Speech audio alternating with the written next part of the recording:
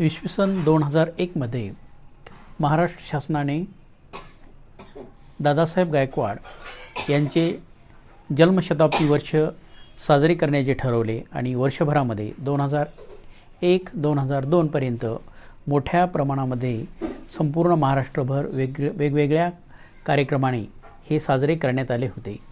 भारतीय राजकारणामध्ये दादासाहेब आणि बाबासाहेब आंबेडकर यांची एकमेकांसंबंधी असलेली समज अत्यंत वाखाणण्यासारखी होती. 1920 ते 1956 अशा 30-35 वर्षाच्या त्यांच्या राजकीय सहवास आंबेडकरी चळवळीला दिशा देणारा ठरला. तर अशी बाबासाहेबाच्या नंतर दादासाहेबांनी जी काही बाबासाहेबांची चळवळ चालविली होती त्या पद्मश्री दादासाहेब गायकवाड यांचा जो जीवनक्रम आहे तर तो मी आपणास सादर करत आहे. ते तुम्ही मुद्देसूदपणे समजून घेण्याचा प्रयत्न करा. 15 ऑक्टोबर 1902 मध्ये आंबे जानोरी तालुका दिंडोरी जिल्हा नाशिक या ठिकाणी त्यांचा जन्म झाला. 1912 मध्ये त्यांचा विवाह सीताबाई श्री रखमाजी बापू वाणी नाशिक यांच्या कन्येसोबत झाला. 1918 मध्ये दादासाहेब गायकवाड यांनी टपाल खात्यामध्ये नोकरी केली होती. 1920ला त्यांनी आपल्या नोकरीचा राजीनामा दिला आणि 1921ला सीताबाई यांच्या भगिनी गीताबाईशी त्यांचा विवाह लावण्यात आला. 1924 ते 1929 मध्ये सुप्रिटेंडेंट श्री शाहू छत्रपती बोर्डिंग नाशिक या ठिकाणी त्यांची नियुक्ती झालेली होती. 1926 मध्ये श्री शाहू छत्रपती बोर्डिंग नाशिक येथे डॉक्टर बाबासाहेब आंबेडकर ज्यावेळेस ते कोर्टाच्या कामानिमित्तानं आले होते त्यावेळेस प्रथमच त्यांची भेट झाली. 1 जानेवारी 1927 रोजी कोरेगाव रणस्तंभ म्हणजेच भीमा कोरेगाव पुणे नगर रस्त्यावर पुण्यापासून ते 16 मैल अंतरावर असलेल्या गावी डॉक्टर बाबासाहेब आंबेडकर यांच्या समवेत त्यांनी त्या भीमा कोरेगावच्या स्तंभाला मानवंदना दिली व तेथे भाषण केले होते. 20 मार्च 1927ला चवदार तळ्याच्या म्हणजेच महाडचा चवदार तळी सत्याग्रह एका तुकडीचे नेतृत्व दादासाहेब गायकवाड यांनी केले होते. 1929 मध्ये उमराळे तालुका दिंडोरी जिल्हा नाशिक येथे विहिरीवर पाणी भरण्याचा त्यांनी सत्याग्रह केला होता. 1929 मध्ये सायमन कमिशन प्रसंगी मोर्चाचे नेतृत्व हे दादासाहेब गायकवाड यांनीच केले होते. 2 मार्च 1930ला नाशिक येथे काळाराम मंदिर प्रवेश हा सत्याग्रह जे होता तर तो सुद्धा दादासाहेब गायकवाड यांच्या नेतृत्वाखाली पार पडला होता. 23 सप्टेंबर 1931 रोजी मुखेड तालुका येवला जिल्हा नाशिक येथे बैठा सत्याग्रह त्यांनी केला. त्यावेळी गावकऱ्यांनी त्यांच्यावर हल्ला करून त्यांना रक्तबंबाळ केले. या प्रसंगीचे छायाचित्रे इतिवृत्त इंग्लंडमध्ये भरलेल्या गोलमेज परिषदेचे अध्यक्ष व पंतप्रधान रॅमसे मॅकडोनाल्ड यांनी दादासाहेबांनी पाठविले. याचा परिणाम म्हणून अस्पृश्यांना स्वतंत्र मतदारसंघ कॅम्युअल अवॉर्ड देण्यात आला होता. डॉक्टर बाबासाहेब आंबेडकर यांनी दादासाहेबांना पत्र पाठवून या घटनेचा उल्लेख केला व अभिनंदनसुद्धा केले होते. 1932 मध्ये नाशिक जिल्हा शिक्षण प्रसारक मंडळाच्या वतीने डॉक्टर बाबासाहेब आंबेडकर विद्यार्थी आश्रम मनमाड जिल्हा नाशिक येथे दलित विद्यार्थ्यांसाठी एका वसतिगृहाची त्यांनी स्थापना केली. 15 एप्रिल 1932 मध्ये काळाराम मंदिर प्रवेशाच्या प्रसंगी 3 महिने धुळ्याच्या तुरुंगात त्यांना शिक्षा करण्यात आली होती. दादासाहेब गायकवाड यांच्या समवेत त्यांच्या पत्नी व आई यांना सुद्धा शिक्षा झाली होती. 17 फेब्रुवारी 1937 रोजी स्वतंत्र मजूर पक्षाच्या वतीने नाशिक विधानसभा मतदारसंघातून विधानसभेवर प्रचंड बहुमताने राखीव जागेवर ते विजयी झाले. 10 नोव्हेंबर 1937 रोजी विधानसभेवर निवड झाल्याने वडाळा मुंबई येथे डॉक्टर बाबासाहेब आंबेडकर यांच्या अध्यक्षतेखाली सत्कार व मानपत्र त्यांना अर्पण करण्यात आला. 26 ऑगस्ट 1938 रोजी विधानसभेत उत्कृष्ट वक्ता म्हणून सभापती माळवणकर यांच्याकडून त्यांचा गौरव करण्यात आला.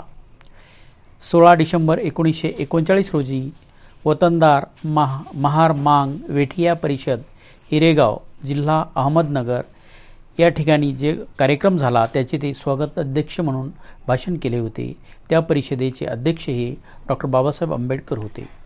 1940 मध्ये नाशिक येथे अस्पृश्यांची कॉलनी तयार करून डॉक्टर बाबासाहेब आंबेडकर चिरंतर स्मारक व्हावे म्हणून 10 एकर 9 गुंठे जागा मिळवून doctor Babasaheb Ambedkar housing society स्थापन केली.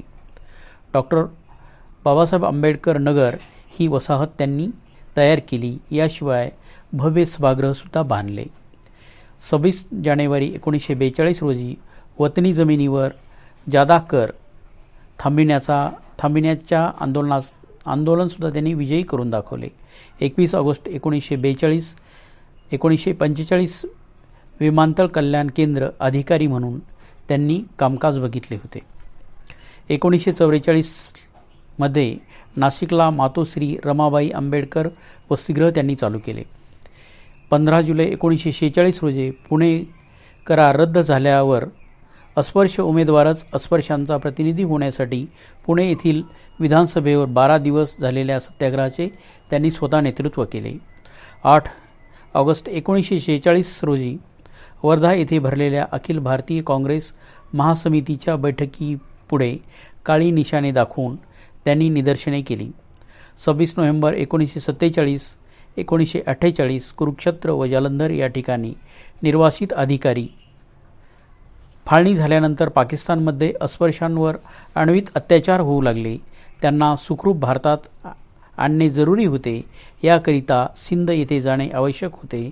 डॉक्टर बाबासाहेब आंबेडकरांनी अनुभवी व कार्याची जाण असलेले दादासाहेब गायकवाड यांची निर्वासित अधिकारी म्हणून भारत सरकारकडे शिफारस करून त्याच पद्धतीने त्यांची नेमणूकसुद्धा केली होती.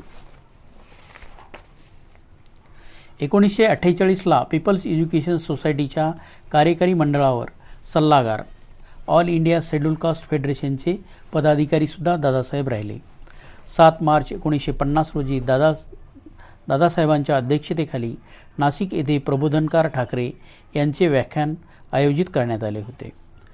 जुलै 1950 मध्ये दलितांना जमिनी मिळाव्यात म्हणून मराठवाड्यात सत्याग्रह. या सत्याग्रहात 4 महिन्याची त्यांना सक्त मजुरीची शिक्षा झाली होती. 1954 मध्ये मराठवाड्यातील भूमी वाटप आंदोलनाचे नेतृत्व. या सत्याग्रहात 10,000 सत्याग्रहींनी भाग घेतला. 2,000 सत्याग्रहींना अटक व 1600 सत्याग्रहींना कारावास झाला होता. 14 ऑक्टोबर 1956 रोजी डॉक्टर बाबासाहेब आंबेडकर यांच्या हस्ते बुद्ध धम्माचा त्यांनी स्वीकार केला होता. 7 डिसेंबर 1956 रोजी शिवाजी पार्क दादर येथे नागरिक संघाने आयोजित केलेल्या डॉक्टर बाबासाहेब आंबेडकर श्रद्धांजली सभेस त्यांनी प्रभावी असे भाषण केले होते. 1957ला संयुक्त महाराष्ट्र समितीच्या स्थापनेत सहभाग. 1957ला नाशिक येथे तक्षशिला विद्यालय व गौतम छात्रालय त्यांनी सुरू केले. 1957 मध्ये नाशिकच्या लोकसभा मतदारसंघातून त्यांची प्रचंड बहुमताने निवड करण्यात आली होती. 1958 मध्ये महाराष्ट्रव्यापी भूमिहीनांच्या सत्याग्रहाचे त्यांनी नेतृत्व करून 35,000 सत्याग्रहींना कारावास झाला होता. 4 मार्च 1960 लोकसभेत मनुस्मृती त्यांनी फाडली होती. 16 ऑक्टोबर 1960 रोजी अध्यक्षीय भाषण.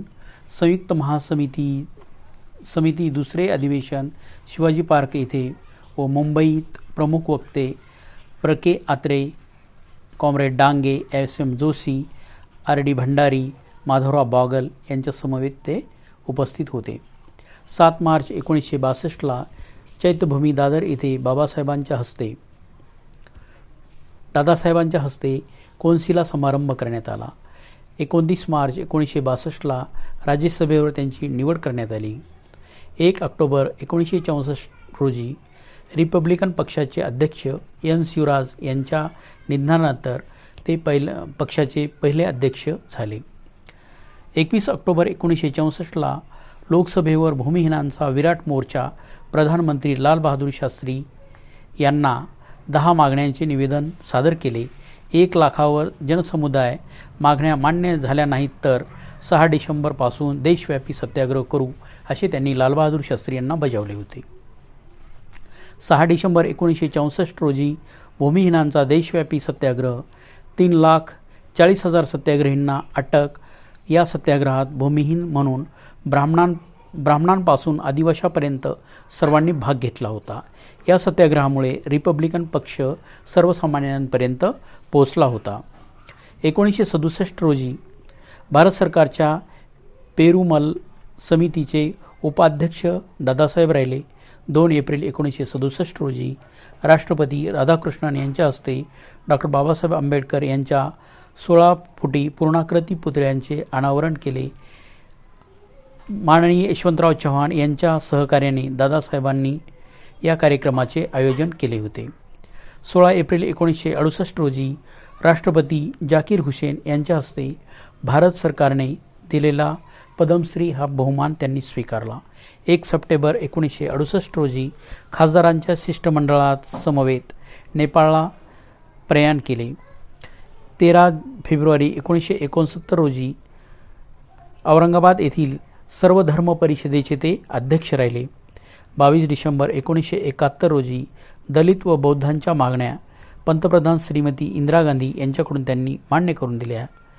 29 डिसेंबर विलिंग्डन रुग्णालय येथे या महान अशा नेत्याचे निधन झाले आणि 31 डिसेंबर 1971 रोजी नाशिक या ठिकाणी गोदावरी तीरावर त्यांचे अंत्यसंस्कार करण्यात आले.